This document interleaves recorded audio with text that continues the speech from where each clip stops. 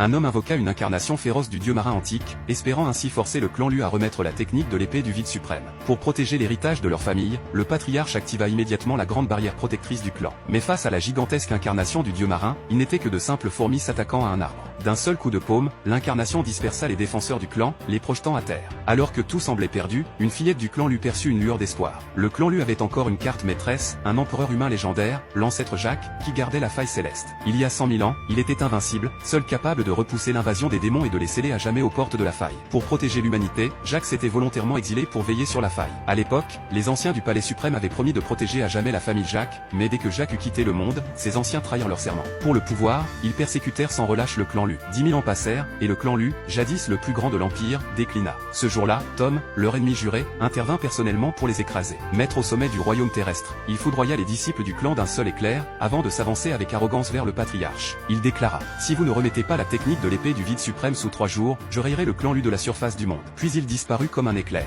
Depuis le départ de Jacques, le clan Lu vivait humblement, se tenant à l'écart des conflits. Mais l'arrogance de Tom était intolérable. Heureusement, la fillette du clan découvrit une mince possibilité, elle pouvait invoquer l'ancêtre Jacques à l'aide du pouvoir du sang ancestral. Le patriarche n'hésita pas, offrant son sang vital. La fillette activa aussitôt le rituel. À ce moment-là, Jacques, à l'entrée de la faille, voyait sa vie de 100 000 ans touchée à sa fin, alors que l'armée démoniaque immortelle attendait sa chute pour briser le sceau et envahir le monde. Mais une lueur s'illumina soudain sur son corps, il sentait qu'on l'appelait. La conscience de la fillette le rejoignit et lui raconta la situation du clan. Mais, il était déjà trop tard, sa vie s'éteignait. 3 jours passèrent. Le clan Lin arriva, prêt à en finir. Il ne restait qu'une solution, rassembler tout le sang vital du clan pour réveiller l'ancêtre. Avec détermination, tous les membres du clan sacrifièrent leur essence de vie, la transmettant à la fillette, qui à son tour la dirigea vers Jacques. Peu après, Jacques s'éveilla, mais il n'avait pas encore retrouvé toute sa puissance. Il demanda aux siens de tenir bon quelques instants, le temps de raffiner le sang et retrouver sa pleine force. Mais à cet instant, le clan Lin lança une nouvelle attaque avec l'incarnation du dieu marin. Le patriarche du clan lui activa la grande barrière, mais celle-ci se brisa comme du papier face à la puissance écrasante de l'ennemi. Les défenseurs furent projetés au sol, et le patriarche fut visé directement. À ce moment critique, le grand aîné s'interposa pour protéger le patriarche, au prix de graves blessures. Il fut jeté à terre d'un violent coup de pied, alors que l'ennemi envahissait la salle principale.